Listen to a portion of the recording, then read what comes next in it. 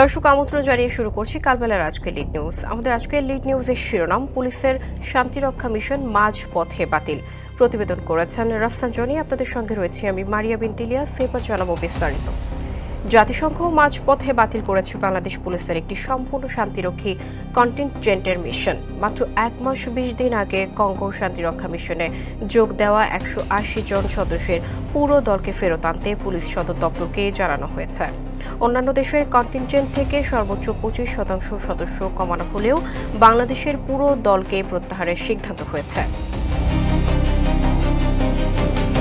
দলগতভাবে কঙ্গোতে অবস্থান করা পুলিশের একমাত্র এই মিশন রক্ষা করতে না পারার পেছনে কূটনৈতিক ব্যর্থতাকে দায়ী করছেন বাহিনীটির সংশ্লিষ্ট সদস্যরা। জীবন অবাক না করলে কে করবে? 28% মিল্ক ফ্যাটের অবাক করার সাথে ফ্রেশ মিল্ক পাউডার। জীবন অবাক করুক প্রতিদিন। গতকাল বুধবার থেকে জাতিসংঘ কঙ্গোতে বাংলাদেশের পুলিশ মিশনকে অকার্যকর ঘোষণা করেছে।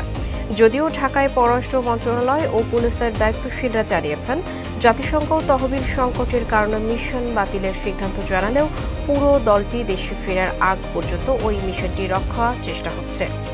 যদিও ঢাকার পররাষ্ট্র মন্ত্রণালয় ও পুলিশের দায়িত্বশীলরা জানিয়েছেন, জাতিসংঘ তহবিল সংকটের কারণে মিশন বাতিলের সিদ্ধান্ত জানালেও পুরো দলটি দেশে ফেরার আগ পর্যন্ত ওই মিশনটি রক্ষার চেষ্টা চলছে। কূটনৈতিক তৎপরতা অব্যাহত রয়েছে। শান্তিরক্ষা মিশনে বাংলাদেশ পুলিশের সুনাম রয়েছে, বিশেষ করে নারীরা দক্ষতার পরিচয় দিয়ে আসছেন। পুলিশের এই মিশন রক্ষায় যথাযথ তৎপরতা চালানো দরকার বলে মনে করেন বাহিনীটির সাবেক মহাপরিদর্শক মোহাম্মদ নুরুল হুদা। তিনি কালবেলাকে বলেন, ফান্ড ক্রাইসিসের বাইরে কোন প্রেক্ষাপটে পুরো দলকে বাদ দেওয়া হচ্ছে তা আমার জানা নেই, তবে পুলিশের এই মিশন রক্ষায় আমাদের জোর তৎপরতা রাখা জরুরি ছিল। এখনও সুযোগ থাকলে সেটা করা উচিত।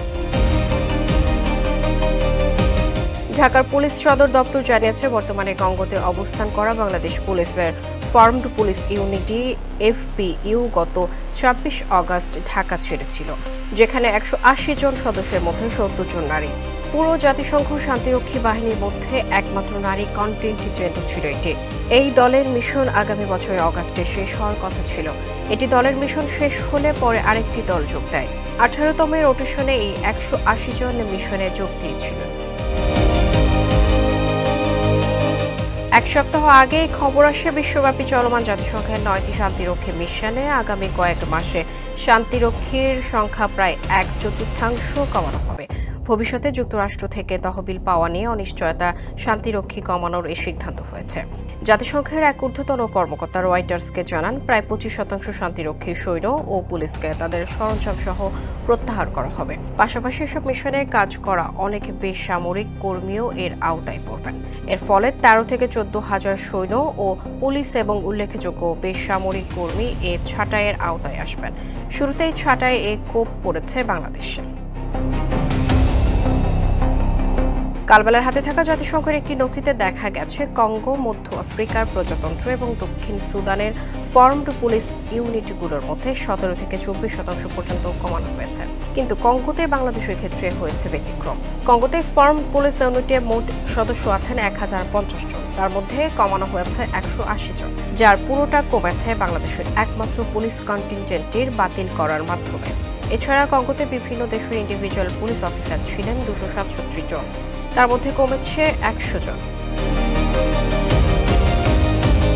পুলিশ সদর দপ্তর এক দায়িত্বশীল কর্মকর্তা বলেন, ফান্ড ক্রাইসিসের কারণে ডাউন সাইজের সংখ্যা কমানোর খবরটি জানা ছিল।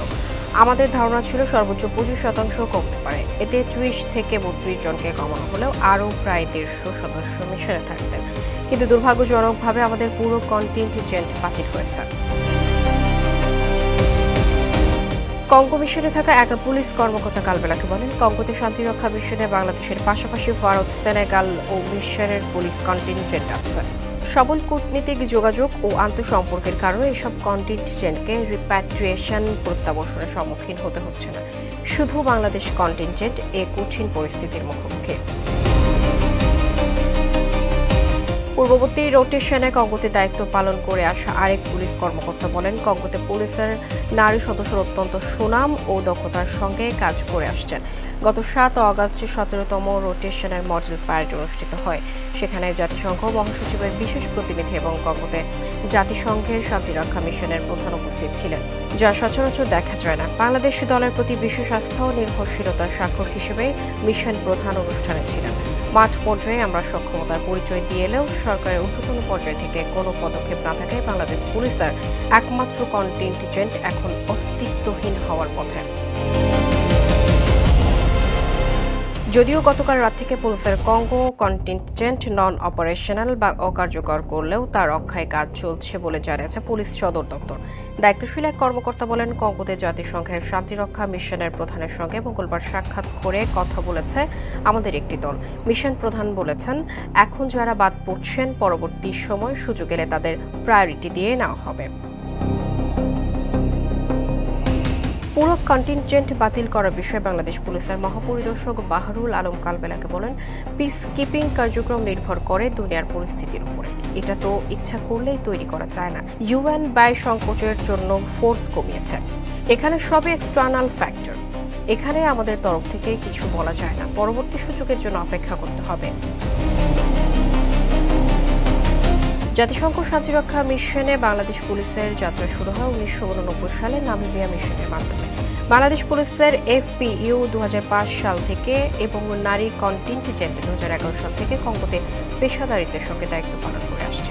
এই দীর্ঘ সময়ে বাংলাদেশ পুলিশের 21,816 জন সদস্য শান্তিরক্ষা মিশনের অত্যন্ত দক্ষতা এবং সুনামের সঙ্গে দায়িত্ব পালন শেষে দেশে ফিরেছেন। বিশ্বের বিভিন্ন দেশে শান্তিরক্ষায় বাংলাদেশ পুলিশের 24 জন অকুতোভয় সদস্য জীবন উৎসর্গ করেছেন। পুলিশ সদর দপ্তর জানিয়েছে, পুলিশের FPU পুরোটা বাতিল হলে বিভিন্ন মিশনে ইন্ডিভিজুয়াল পুলিশ অফিসাররা কর্মরত আছেন, তবে তাদের সংখ্যা অনেক কম।